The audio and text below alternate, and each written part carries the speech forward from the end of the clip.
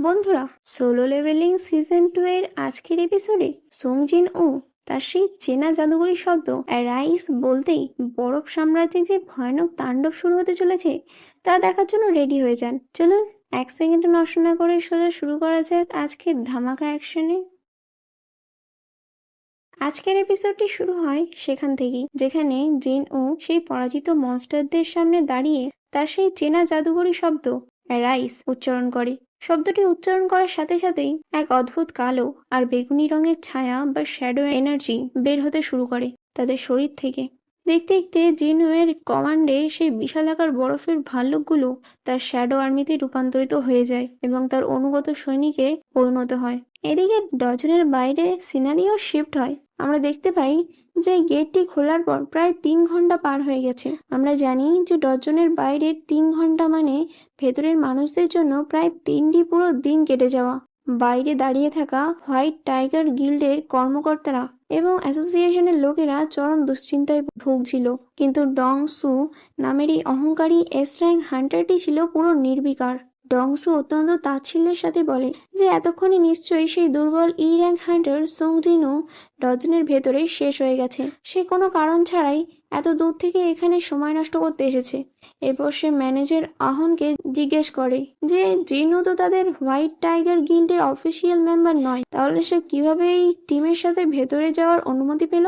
Manager আহন কিছুটা আমতা আমতা করে সত্য আড়াল করার চেষ্টা করে এবং বলে যে জিনও তার পরিচিত এবং সে কেবল একটি সি র্যাঙ্ক রেড দেখার আগ্রহ প্রকাশ করেছিল বলেই তাকে ভেতরে যেতে দেওয়া হয়েছে। কিন্তু ডংসু এত বোকা নয়। সে ম্যানেজার আহনের কলার চেপে ধরে এবং তাকে শূন্যে তুলে দেয়। সে বুঝতে পেরেছিল যে আহন কিছু একটা লুকাচ্ছে, কারণ আহন সবসময় অসাধারণ ক্ষমতা সম্পন্ন হান্টারদেরই খুঁজে নিয়ে আসে।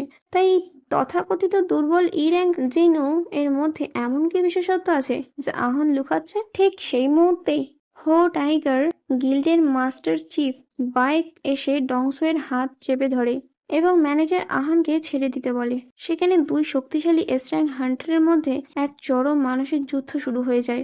বাতাসের চাপ এতটাই বেড়ে যায় যে আশেপাশের সাধারণ মানুষের পক্ষে দাঁড়িয়ে থাকা কঠিন হয়ে পড়ছিল। তারা একে অপরকে লক্ষ্য করে প্রচন্ড রেগে একটি করে পাঞ্চ চালায়। দুই এস র্যাঙ্ক হান্টারের এই পারস্পরিক পাওয়ারের আঘাতে সেখানে বিশাল ধামাকা সৃষ্টি হয়। কিন্তু ঠিক তখনই অ্যাসোসিয়েশনের চিফ জিন চুল মাঝখানে এসে তাদের দুজনের হাত আটকে দেন। জিন চুল ছিল অত্যন্ত শক্তিশালী এবং দায়িত্ববান একজন মানুষ। সে তাদের মনে করিয়ে দেয় যে তারা যদি এখানে এভাবে নিজেদের মধ্যে লড়াই শুরু করে তবে এই পুরো এলাকা ধ্বংসস্তূপে পরিণত হবে। জিন চুল এরপর ডংসুকে শান্ত করার চেষ্টা করে এবং একটি যুক্তি দেয়। সে বলে যে সং-জিন-ও যদি আসলে একজন সাধারণ ই র্যাঙ্ক হান্টার হয়ে থাকে তবে সে কিভাবে ডংসুয়ের শক্তিশালী ভাইকে ডিল করতে পারে। এটা কোনোভাবেই যৌক্তিক নয়। এই কথা শুনে ডংসু তার মনোভাব কিছুটা পরিবর্তন করে এবং ভাবে যে হয়তো আসল ঘটনার পেছনে রয়েছে ইউজিন কনস্ট্রাকশনের সেই বড় লোকের ছেলে ইউজিন হো। আসলে ডংসুর যে কোনো একটা উছিলা দরকার কাউকে না কাউকেও টার্গেট করার জন্য। ঠিক তখনই ডংসুয়ের ফোনে আমেরিকা থেকে একটি জরুরি বার্তা বা মেসেজ আসে। মেসেজটি পড়ার পর সে তার পরিকল্পনা স্থগিত করে এবং অবিলম্বে আমেরিকার উদ্দেশ্যে রওনা হয়। এদিকে ম্যানেজার আহন মনে মনে হাসছিল এবং ভাবছিল যে এখানে উপস্থিত কেউই জানে না যে জিনও আসলে কতটা অবিশ্বাস্য রকমের শক্তিশালী হয়ে উঠেছে। সে নিশ্চিত ছিল যে জিনও এই রেড গেট জয় করে জীবন্ত ফিরে আসবে। এবার গল্প আবার ফিরে যায় ডজনের ভেতরের বরফাবৃত অবাস্তব দুনিয়ায়। আমরা দেখতে পাই হান্টার কিম নামের সেই স্বার্থপর সি র্যাঙ্ক হান্টারটি আইস এলভসদের হাত থেকে বাঁচতে একা একাই বনের মধ্যে পাগলের মতো দৌড়াচ্ছিল। প্রচন্ড ঠান্ডায় তার শরীর প্রায় জমে যাওয়ার উপক্রম হয়েছিল এবং সে কাঁপছিল। দৌড়াতে দৌড়াতে হঠাৎ সে রাস্তার মাঝে বরফের ভাল্লুকগুলোর পড়ে থাকা শরীর দেখতে পায়। সেই দৃশ্য দেখে কিম ভাবতে শুরু করে যে জিনুয়ের এই দুর্বল দলটি তো কোনোভাবে এই বিশাল মনস্টারগুলোকে হারাতে পারবে না। নিশ্চয়ই আইস এলভসরাই এইগুলোকে ডাউন করেছে। এই ভেবে সে ভয়ে আরো বেশি আতঙ্কিত হয়ে আবার উল্টো দিকে দৌড়াতে শুরু করে। কিন্তু কিছু দূর যাওয়ার পর সে যা দেখে তা দেখে তার চোখ কপালে উঠে যায়। সে দেখতে পায় জিনুয়ের দলবল সেখানে আরাম করে ক্যাম্পিং করছে। সে দেখে যে সং-জিনও, হান ডং-সুক এবং বাকিরা আগুন জ্বালিয়ে গরম কাপড় ও কম্বল গায়ে জড়িয়ে দিব্যে পিকনিক করার মতন মেজাজে আছে। এই দৃশ্য দেখে কিমের মনে হিংসা এবং প্রচন্ড ক্ষোভের আগুন জ্বলে ওঠে। সে চিৎকার করে তাদের দিকে এগিয়ে যায় এবং প্রশ্ন করতে থাকে যে এই চরম সংকটের মুহূর্তে তাদের কাছে এত দামি গরম কাপড় আর খাবার এবং টেন্ট কোথা থেকে এলো। কিম চিৎকার করে বলতে থাকে যে এই জিনিসগুলো যদি আগে থেকে তার টিমের কাছে থাকতো তবে তার দলের বাকি সদস্যরা এভাবে ঠান্ডায় জমে ম্যাচ হেরে যেত না। সে অভিযোগ করে যে কেউ একজন ইচ্ছে করে এই রসদগুলো লুকিয়ে রেখেছিল। একই সাথে কিম এটাও বুঝতে পারে যে কেন হিজিন তার টিম ছেড়ে এই দুর্বল দলটিতে যোগ দিয়েছিল। রাগের মাথায় সে তার তলোয়ার বের করে হিনজিন এর বাকিদের আক্রমণ করতে তেড়ে আসে। কিন্তু কিম এটা ভুলে গেছিল যে এই পুরো দলের আসল লিডার হলো সং জিন ও। কিম তাদের গায়ে হাত দেওয়ার আগেই জিন ও বিদ্যুৎ গতিতে সেখানে আবির্ভূত হয় এবং কিমের মাথায় সজোরে এক চর বা টপলি মারে। সেই চরের ধাক্কা এতটাই মারাত্মক ছিল যে কিম ছিটকে গিয়ে অনেক দূরে বরফের উপর আছড়ে পড়ে এবং ডাউন হয়ে যায়। কিমকে পরাস্ত করার পর জিন ও বনের অন্ধকারের দিকে তাকিয়ে গভীর গলায় বলে, লুকিয়ান্ন থেকে সামনে এসো। আসলে জিনু তার উন্নত সেন্স দিয়ে বুঝতে পেরেছিল যে সেখানে কেউ একজন অত্যন্ত শক্তিশালী হাইড্রিং পাওয়ার বা ইনভিজিবিলিটি ম্যাজিক ব্যবহার করে দাঁড়িয়ে আছে। তার এই অদৃশ্য থাকার ক্ষমতা ভেদ করেও জিনু তার শক্তিশালী অরা বা শক্তি অনুভব করতে পারছিল। জিনু এর কথা শেষ হতেই বনের ভেতর থেকে আইস এলফদের পুরো সেনা দল এবং তাদের লিডার বারুকা সামনে চলে আসে। বারুকা দেখতে অত্যন্ত হিংস্র। সে জিনু এর দিকে তাকিয়ে অদ্ভুত এক ভাষায় কথা বলতে শুরু করে। আশ্চর্যের বিষয় হলো বাকি মানুষেরা এই ভাষা না বুঝলেও জিন ও কিন্তু খুব সহজেই বারুকার প্রতিটি কথা বুঝতে পারছিল। জিনও মনে মনে বুঝতে পারে যে সিস্টেমের বিশেষ সুবিধার কারণেই সে এই মনস্টারদের ভাষা অনুবাদ করতে পারছে। বারুকা জিনুকে বলে যে তার এক অনুচর তাকে জানিয়েছে হান্টারদের এই দলের মধ্যে একজন অত্যন্ত শক্তিশালী মানুষ রয়েছে যার সাথে সে লড়াই করতে চায়। বারুকা তার কথা শেষ করার সুযোগ পাওয়ার আগেই জিন ও তার অবিশ্বাস্য গতি ব্যবহার করে বারুকার পাশে থাকা সে এলফটিকে এক আঘাতে এলিমিনেট করে দেয়। যে এলফটি জিনদের দিকে তীর ছুঁড়েছিল, জিন ও এর এই ক্ষিপ্রতা দেখে বারুকাও স্তব্ধ হয়ে যায় এবং বুঝতে পারে এই ছেলেটি কোনো সাধারণ শিকার নয়। জিন ও এরপর সরাসরি বারুকার ওপর আক্রমণ চালায়, কিন্তু বারুকা ছিল অত্যন্ত চটপটে এবং একজন দক্ষ যোদ্ধা। সে খুব সহজেই জিন ও এর প্রথম ড্যাগার অ্যাটাকটি ডজ করে দেয়। অ্যাসেসমেন্ট করার পর বারুকা এক অদ্ভুত সত্য উন্মোচন করে। সে বলে যে প্রতিটি ম্যাজিক বিস্ট বা মনস্টারের মাথার ভেতরে সবসময় এক অদৃশ্য কণ্ঠস্বর প্রতিধ্বনিত হতে থাকে যা তাদের আদেশ দেয়, মানুষদের দেখলেই শেষ করে দাও। কিন্তু বারুকা অবাক হয়ে লক্ষ্য করে যে সেই চেনা কণ্ঠস্বরটি সং জিনুকে দেখার পর তাকে সরানোর কোনো নির্দেশ দিচ্ছে না। এর মানে বারুকার ধারণা অনুযায়ী জিনু কোনো সাধারণ মানুষ নয়। এই কথা শুনে জিন ও নিজেও গভীরভাবে চিন্তা করতে শুরু করে, কারণ তার নিজের মাথার ভেতরের সেই সিস্টেমও তাকে ঠিক একইভাবে বিভিন্ন মিশন এবং অ্যাকশনের নির্দেশ দিয়ে থাকে। সে বুঝতে পারে সে হয়তো সিস্টেমের একজন বিশেষ প্লেয়ার, যার কারণে মনস্টাররা তাকে পুরোপুরি সাধারণ মানুষ হিসেবে গণ্য করছে না। বারুকা এবার জিনুকে একটি সমঝোতার প্রস্তাব বা অফার দেয়। সে বলে, তোমার পেছনে লুকিয়ে থাকা দুর্বল মানুষগুলোকে আমাদের হাতে সঁপে দাও, তাহলে আমরা তোমাকে কোনো ক্ষতি না করে এখান থেকে জীবন্ত ফিরে যাওয়ার সুযোগ দেব। জিন ও তার প্রস্তাবে রাজি না হয়ে উল্টো প্রশ্ন করে যে আসলে তোমরা কারা আর কেনই বা তোমরা অবিরতভাবে মানুষদের টার্গেট করতে চাও? তোমাদের পেছনের রহস্যটা কি? বারুকা যখন জিনু এর প্রশ্নের উত্তর দিতে শুরু করে ঠিক তখনই এক অদ্ভুত ঘটনা ঘটে। বারুকার শরীর এবং কথায় যেন কোনো ডিজিটাল গ্লিচ বা ত্রুটি দেখা যায়। সে তার উত্তরের কথাগুলো ভুলে গিয়ে আবার রোবটের মতো একই লাইনের পুনরাবৃত্তি করতে থাকে যে মানুষগুলোকে আমাদের হাতে তুলে দাও। জিনু এই গ্লিচটি খুব মনোযোগ সহকারে লক্ষ্য করে এবং বুঝতে পারে যে এই মনস্টারদের কোনো এক অদৃশ্য শক্তি দ্বারা নিয়ন্ত্রণ করা হচ্ছে। স্বভাবতই জিন ও বারুকার সেই অফারটি সরাসরি প্রত্যাখ্যান করে এবং স্পষ্ট জানিয়ে দেয় যে সে তার দলের কাউকেই তাদের হাতে তুলে দেবে না। এই শুনে বারুকা অহংকার করে বলে যে তার অধীনে এক বিশাল এলফস আর্মি রয়েছে এবং জিনু একা তাদের সামনে টিকে থাকতে পারবে না। জিনু তখন মৃদু হেসে বলে, তোমার কাছে যদি সেনা থাকে তবে আমার কাছেও কম কিছু নেই।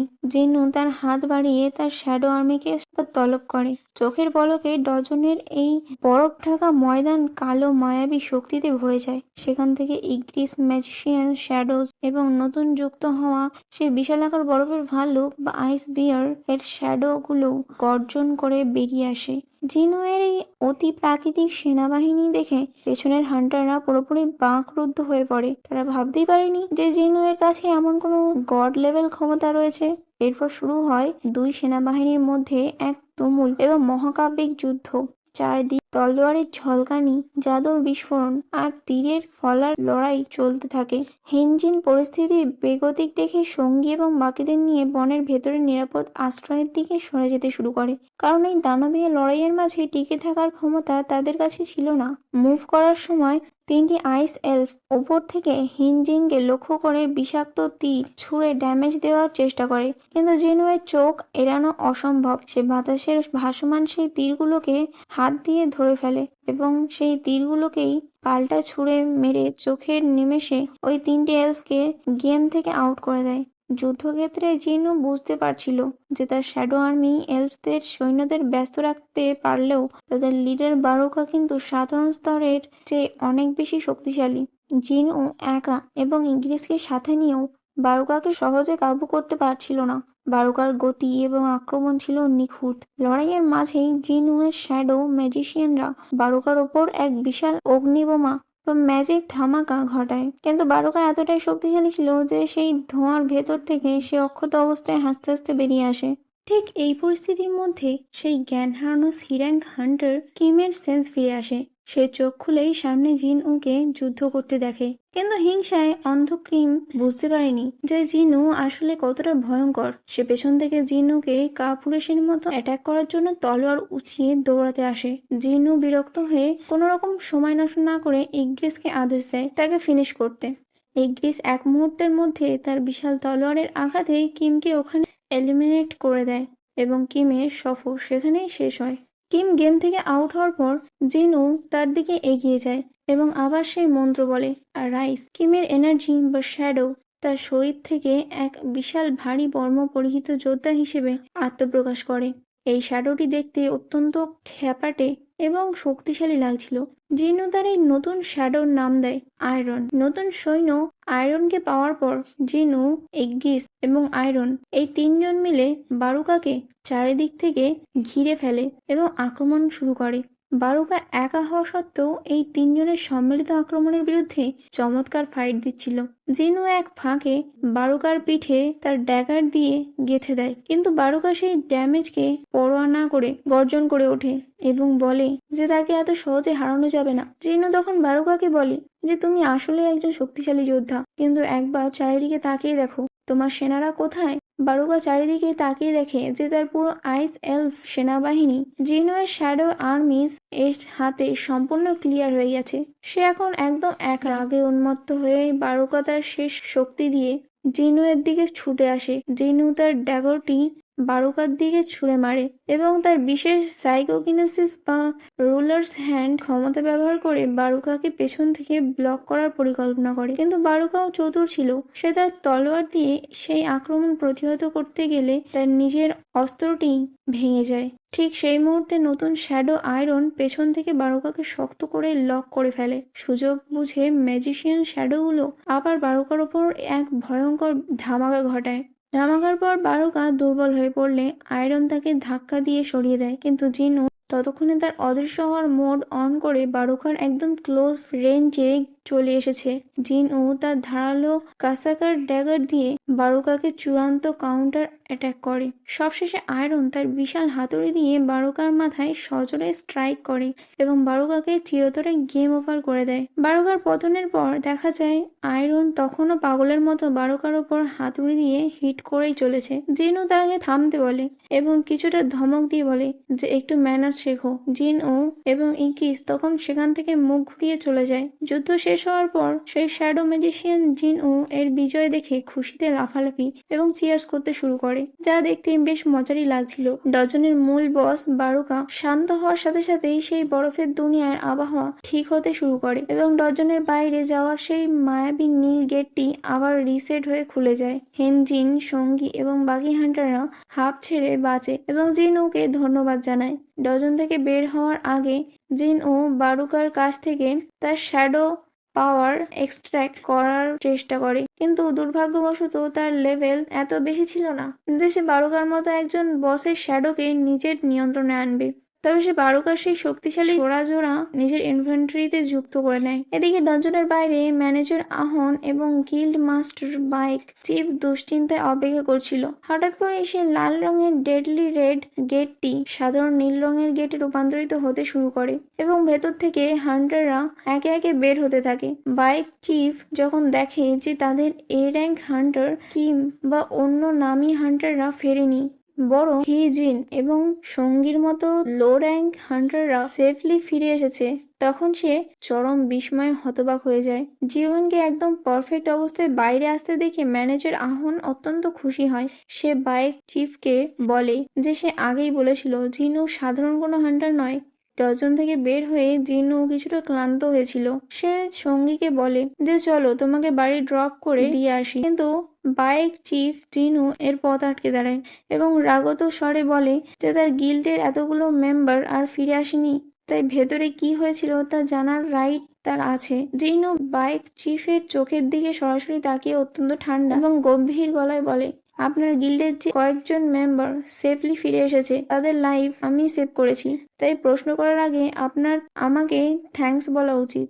জিনুয়ের চোখের সেই অমানসিক তেজ এবং আত্মবিশ্বাস দেখে এস র্যাঙ্ক হান্টার বাইক চিফও ভেতরে ভেতরে থমকে যায় এবং নিজের ভুল বুঝতে পেরে জিনুয়ের কাছে দুঃখ প্রকাশ করে ও তার পথ ছেড়ে দেয়। জিনু সেখান থেকে চলে যাওয়ার পর জিন বাইক চিফকে পুরো ঘটনা খুলে বলে এবং জানায় যে সুং জিনও একাই ডজনের বসকে ক্লিয়ার করে তাদের সবাইকে প্রোটেক্ট করেছে। বাইক চিফ বুঝতে পারে যে জিনু কোনো সাধারণ ই র্যাঙ্ক হান্টার নয়, সে হয়তো একজন হিডেন এস র্যাঙ্ক হান্টার। সে অবিলম্বে ম্যানেজার আহনকে নির্দেশ দেয় যে যে কোনো মূল্যে যত অফারই দেওয়া লাগুক না কেন জিনুকে যেন তাদের হোয়াইট টাইগার গিল্ডে রিক্রুট করা হয়। পরের এপিসোডে সুং জিনুয়ের পাওয়ার লেভেল কোন চূড়ায় পৌঁছাবে তা দেখতে হলে আপনাকে আমাদের পরবর্তী ভিডিওর জন্য চোখ রাখতেই হবে। কমেন্ট সেকশনে অবশ্যই জানান যে বারুকা বনাম সুং জিনউ এর এই ফাইটটা আপনার কেমন লেগেছে। খুব তাড়াতাড়ি দেখা হচ্ছে সোলো লেভেলিং এর আরেকটি ধামাকা এক্সপ্লেনেশন নিয়ে।